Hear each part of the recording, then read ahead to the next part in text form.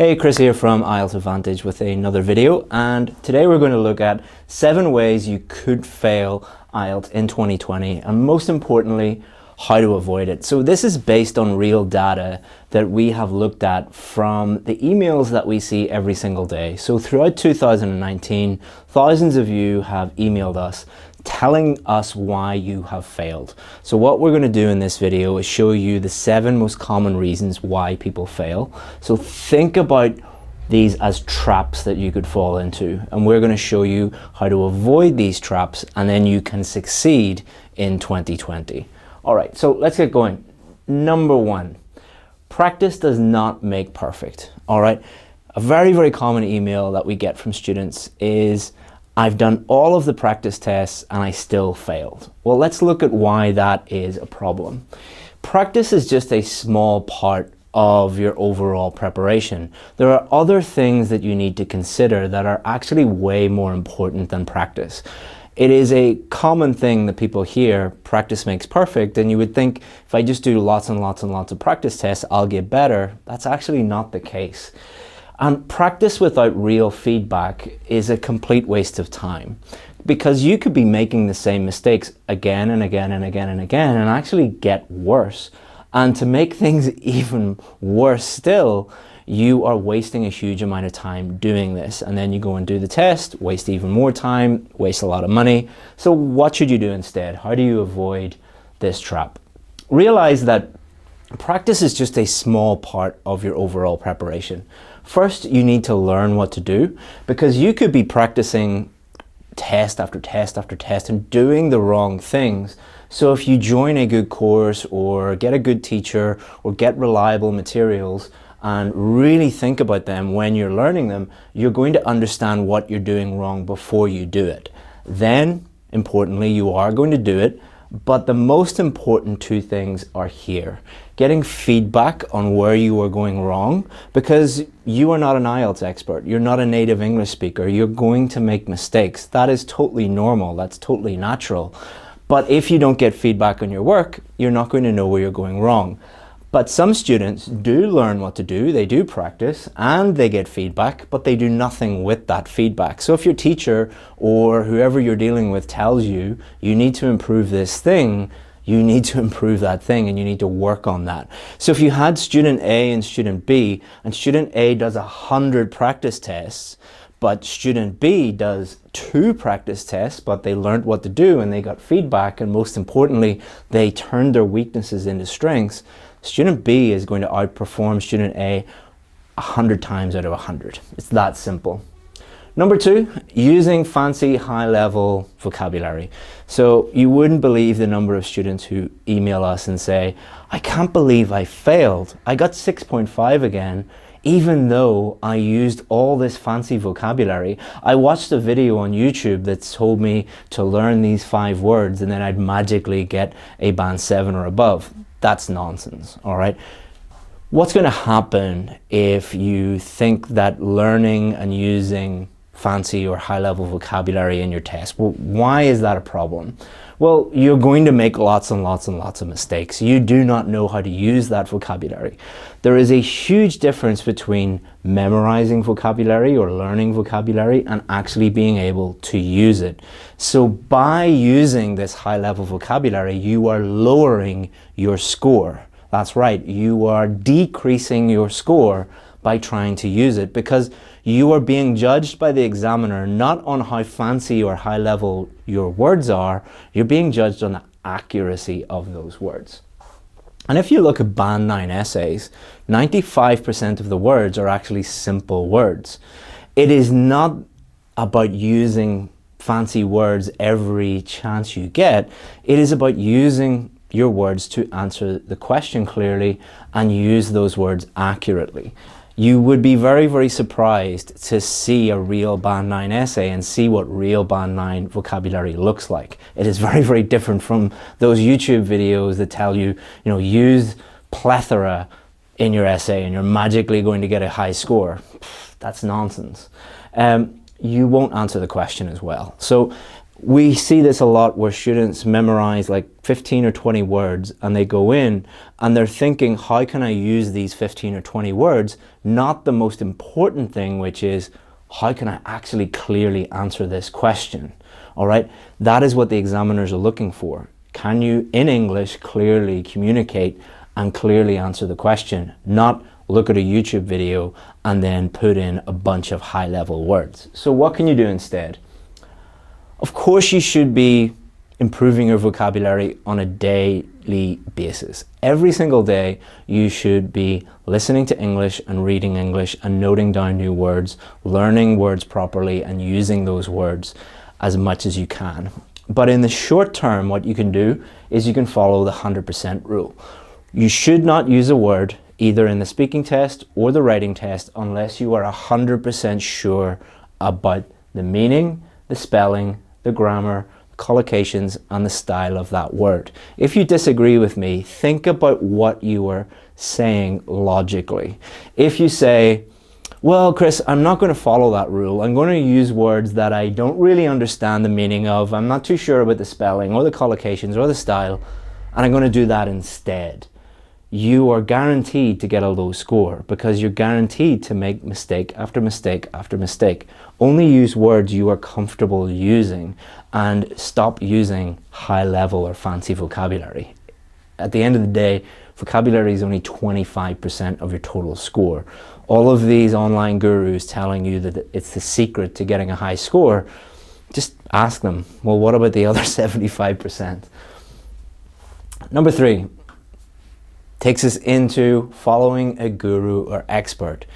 We receive a huge number of emails from people saying, I followed this famous guru on the internet or this famous guru in my city or my country and I still failed.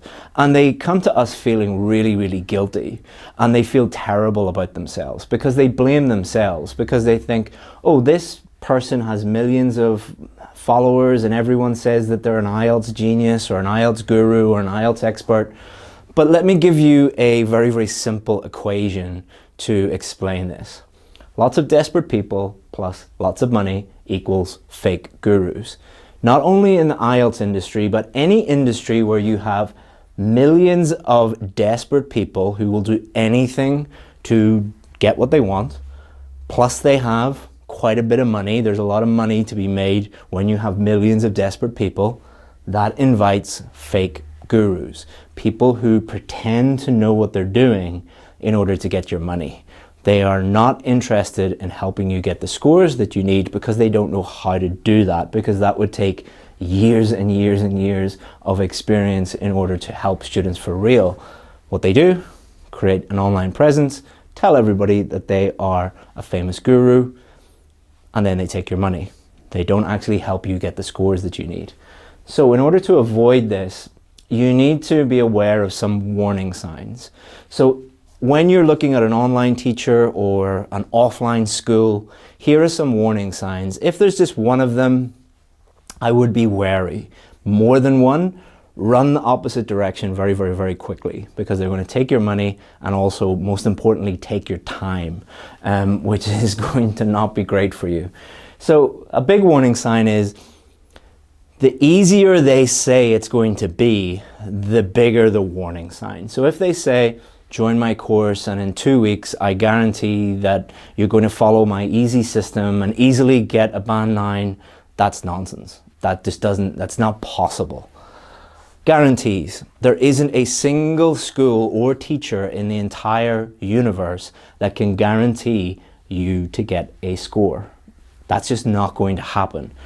That is not going to happen. I'll repeat that. All right. So if you see, we guarantee a band 7, 8, or 9, or whatever it is in a certain time, run the other way because they're telling you things that are not true.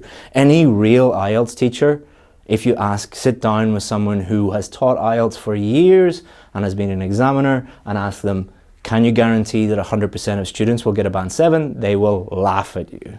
It's only people who don't know what they're doing that make these guarantees. Well, they do know what they're doing. They're trying to steal your money.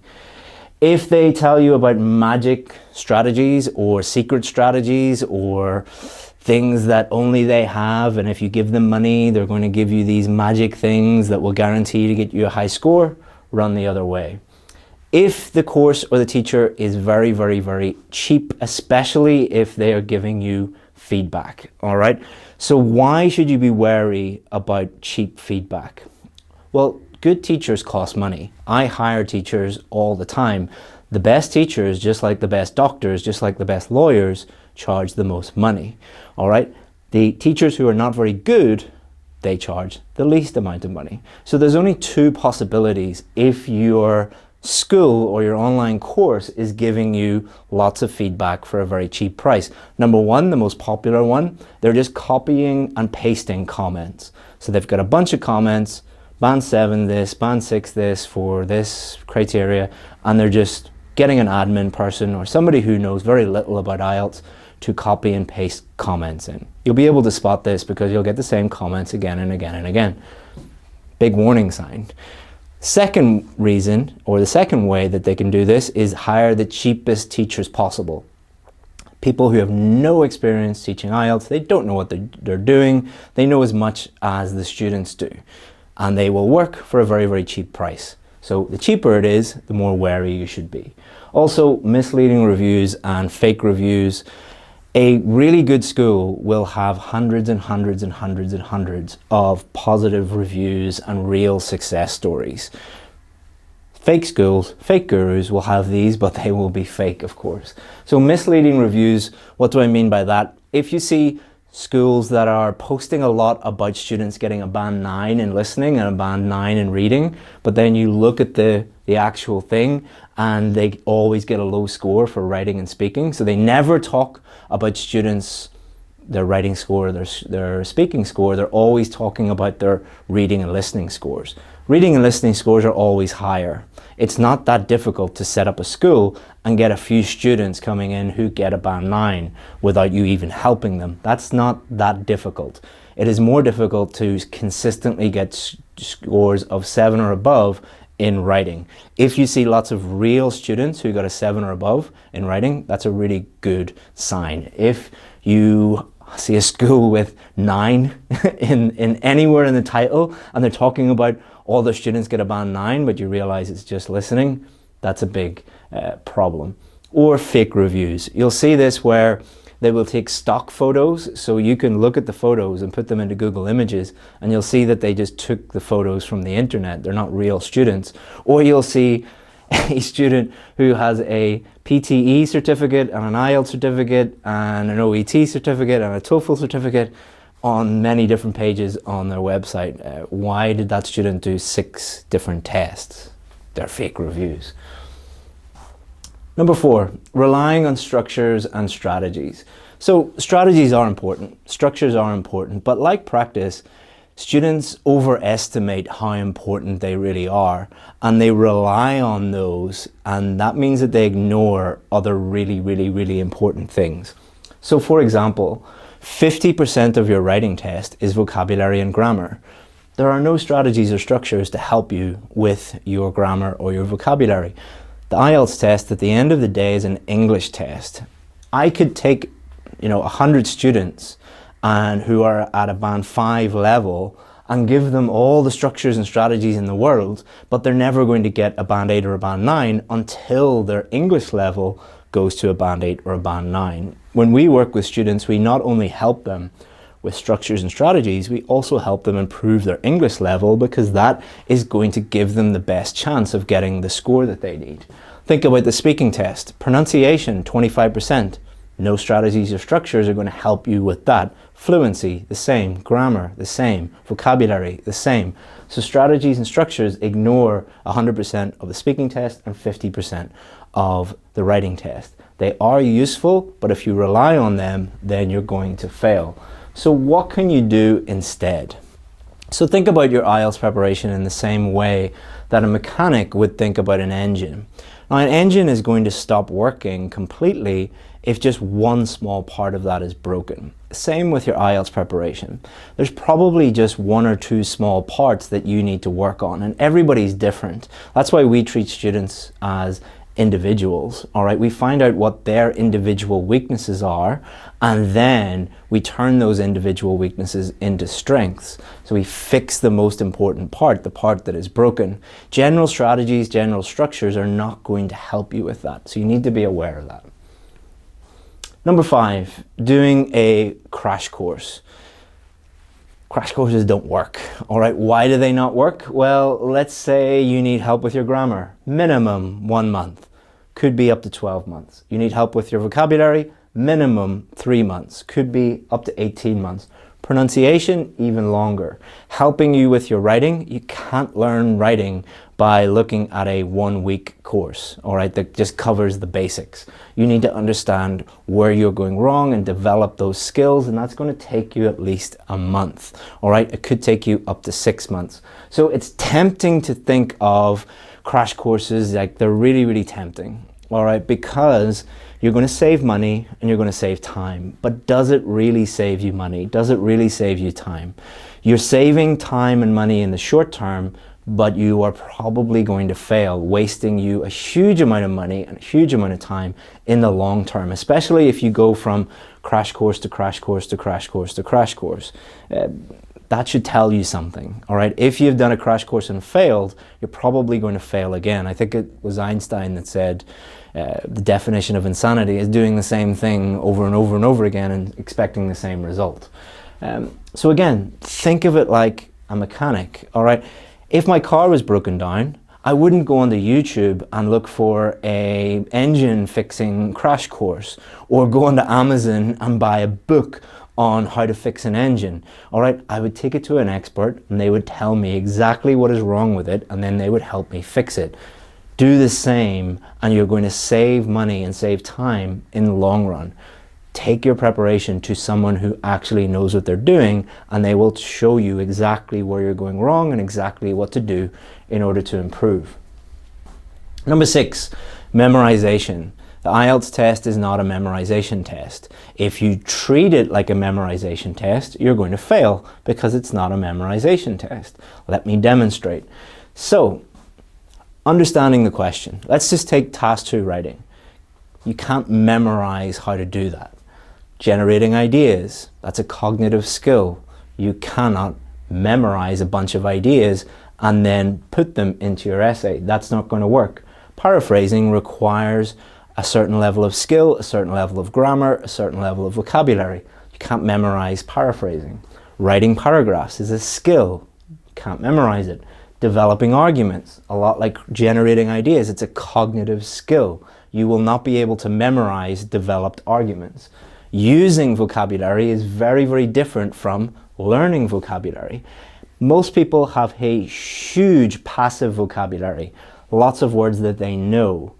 But the difference is between students who get a band 7, 8 or 9 and the students who get a 6 or a 5 or a 4 is the band 7, 8 or 9 students know how to use that vocabulary in a sentence. All right, it's very, very different from memorizing words.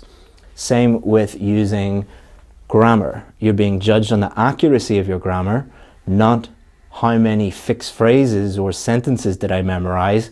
If you do that, your whole essay is just going to be a mess. So if you treat the test like a memorization test, you're going to fail, all right? Stop treating it that way. Instead, learn what to do, practice, get feedback, take action on feedback, learn even more, and do that. That is going to be very, very, very effective. And again, it's like the crash courses. It is very tempting to Google, how can I learn 100 band 9 words and just memorize them? Or memorize structures, memorize strategies. That's really, really tempting because in the short term, it saves you money, saves you time. But in the long term, you're going to fail. And that is going to save you or cost you a huge amount of money in the future.